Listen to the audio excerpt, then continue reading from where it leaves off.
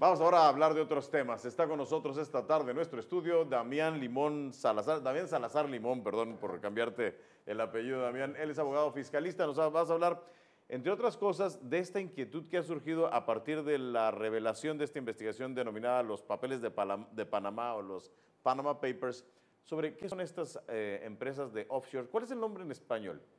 Son cascarones que se utilizan en entes o jurisdicciones de baja imposición. Y la inquietud que nace es, bueno, ¿por qué causó tanto revuelo esta información que se filtra, ¿no?, de estas corporaciones que se utilizan en estos países fiscales en donde hay una imposición mucho más baja que en territorios como México o Estados Unidos? Hay actividades legítimas para, o sea, esta es una actividad legítima, pero puede ocultar también actividades ilegales, ¿no? Sí, por supuesto, yo creo que ese es uno de los temas más importantes o sesgos que tiene esta nota, ¿no? La gente se pregunta, oye, ¿constituye en sí un delito el tener el dinero o el tener patrimonio en esas jurisdicciones? Evidentemente no, ¿no? Simplemente es un vehículo que se utiliza por diferentes factores y mayormente por su baja imposición y por la secrecía en cuanto a no revelar quiénes son los accionistas, quiénes son los directores, o cuidar el patrimonio, ¿no? Y eso es lo que se le está poniendo muchísima atención por parte de las autoridades fiscales mexicanas, de quién es el que tiene el dinero en estos paraísos fiscales y por qué. Y más que nada, si lo declaró en México o presentó las informativas como lo marca la ley. En tu experiencia, ¿los grandes empresarios mexicanos utilizan mucho estas entidades? Según los papeles de Panamá, sí. Antes de eso es muy difícil conocer porque precisamente el secreto de estas corporaciones es una de las cosas más importantes que tienen estas jurisdicciones. Pero a raíz de los papeles de Panamá se conocieron nombres de gente muy importante en el país, empresarios con mucha presencia que tenían dinero en estas jurisdicciones. Y desafortunadamente gente relacionada con empresas de medios. Está el caso de los funcionarios de Televisa, de TV Azteca y también el contratista de IGA. No recuerdo en este momento el nombre del titular de la empresa. Sí, de hecho esta empresa salió y se advirtió que habían movido y se hablaba de cantidades de hasta arriba de los 100 millones de dólares.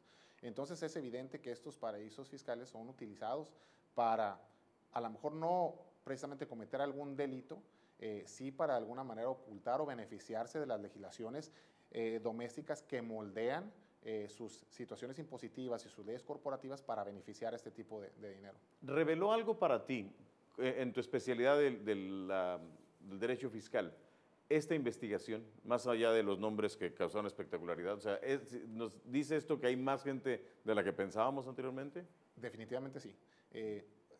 Nosotros sabemos que se utilizan este tipo de vehículos, fundaciones en Panamá, fundaciones en Nueva Zelanda, son comunes y en realidad patrimonialmente algunas son muy benéficas.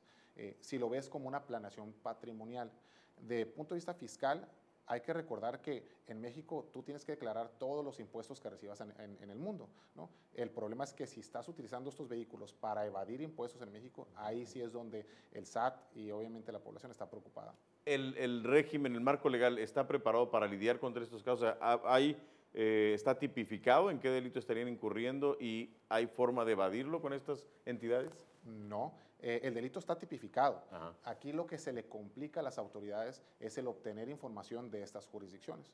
Ahorita hay intercambios de información automática con Estados Unidos y con diversos países en donde ya el SAT conoce los depósitos en las cuentas bancarias que uno hace en cualquier parte del mundo. Este tipo de jurisdicciones todavía es un obstáculo real para la autoridad hacendaria de conocer quiénes son los beneficiarios efectivos de esas cuentas de banco o esas empresas o esos entes transparentes que hay en estos países fiscales. ¿Anticipas tú la posibilidad de alguna modificación a las políticas públicas para atender estos casos? Sé que, por ejemplo, Estados Unidos desde hace mucho está buscando traer, o sea, le está diciendo a la gente, a sus empresarios norteamericanos, tráiganse ese dinero porque saben que está, tráiganselo para acá. Vamos a ver cómo hacemos. Pero parece que eso no sucede en México, ¿no? Además, estamos en este momento viendo la fuga de capitales del país, no el regreso. Eso siempre es un reto para el gobierno mexicano, el atraer el dinero de regreso, ¿no? Todo el dinero que se te va a mantenerlo aquí en el país. Hay decretos que se establecen años con años para la repatriación de esos capitales. De hecho, efectivamente ahorita hay uno vigente en donde tú puedes traer dinero que habías mantenido en el extranjero y de alguna manera pagas un impuesto histórico, ¿no? Te evitas de alguna manera las multas y demás. Pero creo que México podría hacer un poquito más para ser más competitivo a nivel internacional, ¿no? ¿Esperas tú algún cambio en esa política o no?